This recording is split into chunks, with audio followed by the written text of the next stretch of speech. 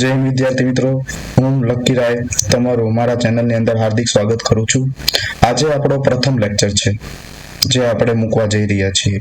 જેમ જેમ આપણે દિવસો જશે એમ 8, 9, 10, 11 અને 12 ધોરણના આપણે જે છે એ બધા અંગ્રેજીના કોર્સ ફૂલ સિલેબસ જે છે એ આપણે મૂકવાના છીએ। એ પછી બ્લેક બુક હોય, આખું ગ્રામર હોય કે પછી ટેક્સ્ચ્યુઅલ પાર્ટ હોય, દરેક આપણે જે છે એ 1 બાય 1 લેક્ચરની અંદર બધું જ આખો સિલેબસ આખા વર્ષની અંદર આપણે કવર કરવાના છીએ। તો આપણો પ્રથમ લેક્ચર છે, તો પ્રથમ લેક્ચરની અંદર જે છે ધોરણ 10 જે છે એનું આપણે બ્લુપ્રિન્ટ જોવાનું છે આજે। કારણ કે આપણને ખબર છે કે કોઈ પણ ઘરનું બાંધકામ આપણે કરતા હોઈએ ત્યારે આપણને સૌપ્રથમ જે છે એ એન્જિનિયર દ્વારા જે છે એક કાચો મેપ તૈયાર કરીને આપવામાં આવે છે અને એના ઉપરથી પછી જે છે એ આખું પાક્કું મકાન જે છે એ બંધાતું હોય છે। તો એવી રીતે જ આપણે જ્યારે 10માની બોર્ડની પરીક્ષા દેવા જશું તો એની સૌપ્રથમ આપણે પહેલા જે છે એનું બ્લુપ્રિન્ટ કાઢવું પડે કે કેટલા માર્કનું કયા સેક્શનમાં આવે છે, કયા ટોપિકમાંથી કેટલા માર્કનું પૂછાય છે, ટેક્સ્ટ બુકમાંથી કેટલા માર્કનું પૂછાય છે, ગ્રામર ટોપિકમાંથી કેટલા માર્કનું પૂછાય છે અને બ્લેક બુકમાંથી કેટલું પૂછાય છે, કેવું લેવલ હોય છે, બધી જ વસ્તુનું ડિસ્કશન જે છે એ આપણે જે છે આજ લેક્ચરની અંદર કરવા જઈ રહ્યા છીએ। તો લેક્ચર શરૂ થાય એની પહેલા તમારે ચેનલને સબસ્ક્રાઇબ કરવાનું છે। તમારા વિદ્યાર્થી મિત્રો, તમારા જે ફ્રેન્ડ સર્કલ હોય 10માની અંદર અભ્યાસ કરતા હોય એને શેર કરો, એને જરૂરી છે। અમુક લોકોને એવું થાય કે અમને તો આવું આવડે જ છે, ખબર જ છે, બરોબર, તોય જાણવું જરૂરી છે। કદાચ એવું બને કે ભાઈ આગળ જતા આપણે તૈયારી કરતા હોઈએ પણ આપણને માળખાનું જે છે એ ખ્યાલ હોતો નથી। ભણતા હોય બધા વાંચતા હોય પણ જે છે એક પ્રોપરલી જે છે એ પ્લાન કરીને ન ભણતા હોય। હવે આપણને ખબર છે કે ભાઈ એક્ટિવ પેસિવ 2 માર્કનું પૂછાવાનું હોય, બરોબર, અને તમે જે છે પૂરેપૂરો સમય જે છે એક્ટિવ પેસિવને જ આપીને બીજા ટોપિકને તમે ન આપો અઘરું સમજીને તો તમારા માટે નુકસાનદાયક છે। ફંક્શન 9 માર્કનું પૂછાતું હોય છે તો એની અંદર પણ મહેનત કરવી પડે।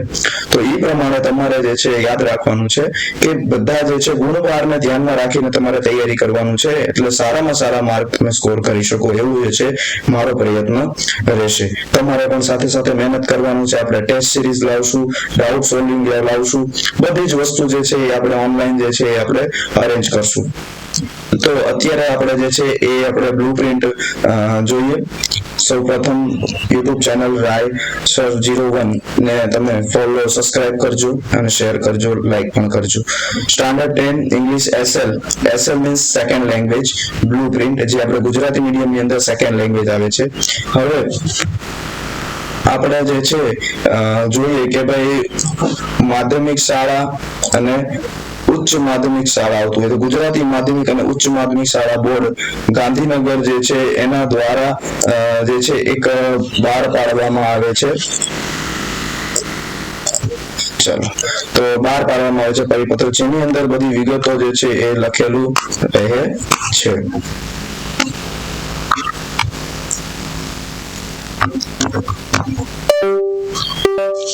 ચાલો આપણે લખાણનું જે છે એ સરસ રીતે થોડું જોઈન કરી લઈએ। ટેકનિકલી જે છે ઇસ્યુ છે થોડું। ચાલો, હવે આપણે જોઈ શકીએ છીએ કે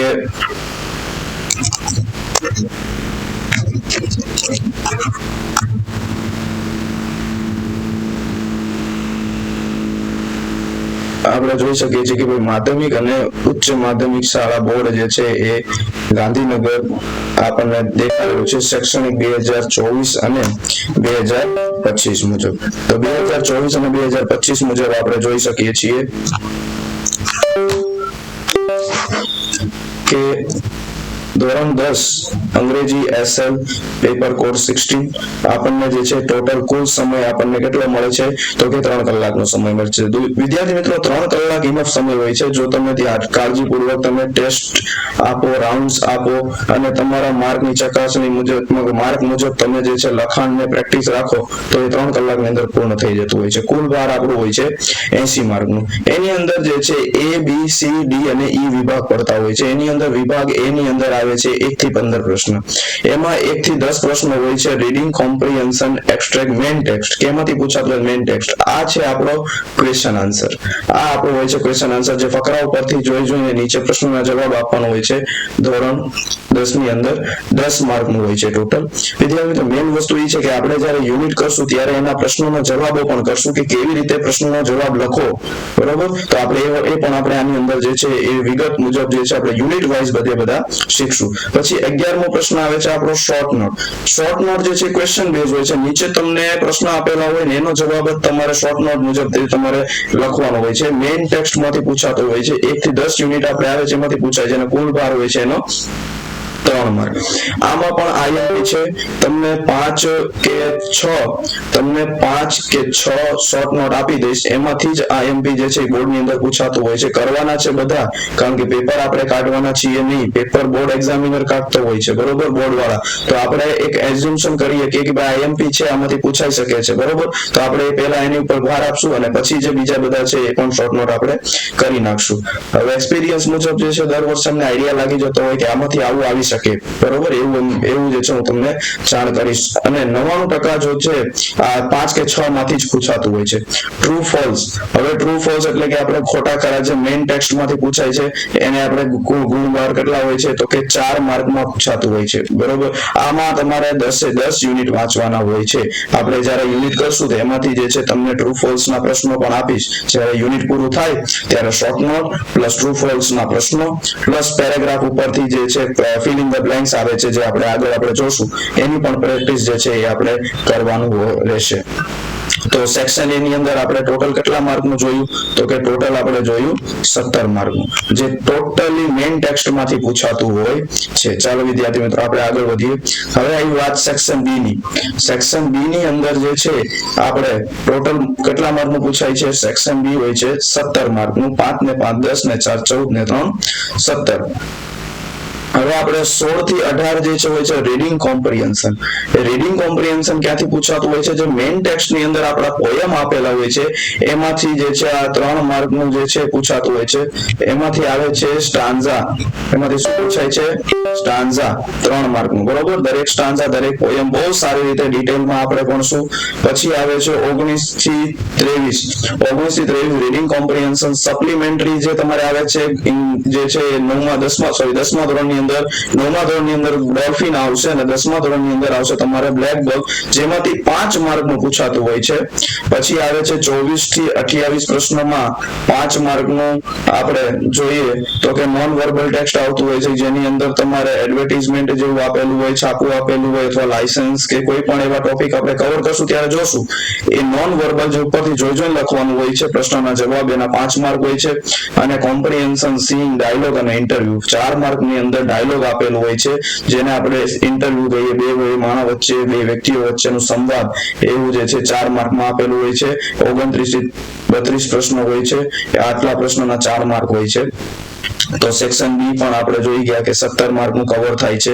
હવે આપણે વાત કરીએ સેક્શન સી. હવે મોસ્ટ આઈએમપી સેક્શન છે. As per the examination is the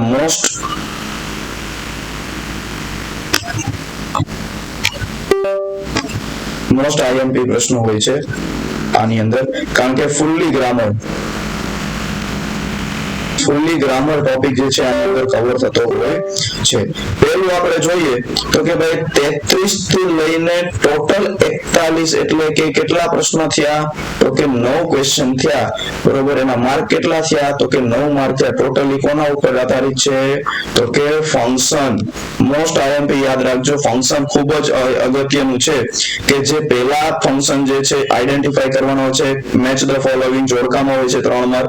પછી ફંક્શન આઈડેન્ટિફાઈ 3 માર્ક અને પછી જે છે એ ફંક્શન બેઝડ આવે છે સેન્ટેન્સ, એને તમારે ઓળખવાનો હોય છે 3 માર્ક. પછી આપણે જોઈએ તો કે 42મું ફંક્શન ખૂબ સરસ રીતે આપણે કીવર્ડ સાથે કરશું એટલે તમારે 1 પણ માર્ક આની અંદર જશે નહીં, મારી ખાતરી છે. પૂરેપૂરી રીતે તમને ફંક્શન કવર કરાવી દઈશ. Vocabulary complete the paragraph complete કરવાનું છે. બ્લેન્ક્સ ની સાથે મેઇન ટેક્સ્ટ છે. 3 માર્કનું પૂછાતું હોય છે. કેટલા માર્કનું પૂછાય છે? 3 માર્ક. જેની અંદર તમને ઉપર 3 જે છે એ ઓપ્શન આપેલા હશે 1 2 અને 3 અને નીચે 3 ખાલી જગ્યા આપેલી હોય છે. એમ પ્રમાણે તમારે ખાલી જગ્યા પૂરવાનું રહેશે. એના 3 માર્ક છે. યુનિટમાંથી જ આવશે, એ પણ હું તમને કરાવીશ. બીજું વોકેબ જે નિયરેસ્ટ મીનિંગ આવે છે એ કેમાંથી પૂછાતું હોય છે? નિયરેસ્ટ મીનિંગ તમારે પૂછાતું હોય છે બ્લેક બગ માંથી 3 માર્કનું. તો એ પણ બાળક માર્કનું થોડું અઘરું લાગે છે પણ આપણે ગભરાવાની જરૂર છે નહીં, કારણ કે આપણે જે છે દરેક ટોપિકને ખૂબ જ સારી રીતે આપણે કવર કરવાનું રહેશે. ચલો હવે આપણે આગળ વધીએ સેક્શન ડી. હવે સેક્શન ડી ની અંદર ચાલો સેક્શન ડી ની અંદર જે છે આપણને ખબર છે કેટલા માર્કનું પૂછાતું હોય છે, તો કે 3 ને 2 5, 5 ને 4 9, 10 11 12 13 14 ને 15 માર્કનું સેક્શન હોય છે સેક્શન ડી.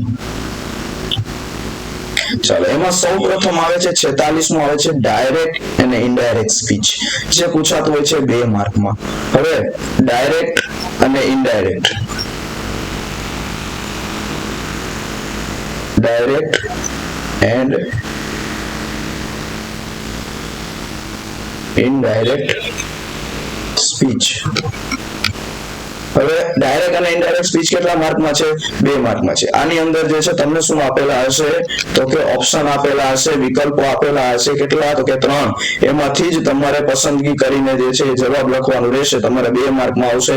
ટોટલ 4 ખાલી જગ્યા હશે. કેટલી હશે? ટોટલ 4 ખાલી જગ્યા છે. અને એમાં તમારે પૂરો સાવ ઈઝી ટોપિક છે. પહેલા અઘરું લાગતું, બટ જ્યારે ફિલ ઇન ધ બ્લેન્ક્સ આપી દીધું છે ગવર્મેન્ટે આપણને, જ્યારે ચેન્જ ટુ પેપર સ્ટાઇલ એ મુજબ હવે સાવ સહેલું થઈ ગયું છે. આમાં એક પણ માર્ક હું તમને નહીં, જો સાથે સાથે મહેનત કરવાનું રાખશો તો. 47 થી 49 માં સંયોજક આવે છે કન્જંક્શન, જે આઇસોલેટેડ સેન્ટેન્સ જે છે 3 ઓપ્શન આપેલા હોય છે. બરોબર, કન્જંક્શન ની અંદર કેટલા આપેલા હોય છે? કન્જંક્શન ની અંદર કેટલા આપેલા હોય છે? તો કે 3 આપેલા હોય છે ઓપ્શન અને 3 આપેલા હોય છે એના ટોટલ પ્રશ્નો. તો આપણે જોઈએ 3 માર્ક એટલે 5 માર્ક કવર થઈ ગયા. હવે આવે છે 50મું એડિટિંગ. એમાં ખાલી જગ્યા આપેલા હોય છે. આ પણ તમને ખૂબ સરસ રીતે હું કરાવીશ. એક એડિટિંગ કઈ રીતે શું પૂછાશે આની અંદર 3 માર્કમાં યાદ રાખવાનું છે વિદ્યાર્થી મિત્રો. હવે 51 થી લઈને 52 આવે છે ડુએસ ડાયરેક્ટેડ. ડુએસ ડાયરેક્ટેડ ની અંદર તમારે એક વસ્તુ યાદ રાખવાનું છે. ડુએસ ડાયરેક્ટેડ ની અંદર તમને આપેલું હશે સ્ટાર્ટ લાઈક ધીસ અથવા બિગિન લાઈક ધીસ.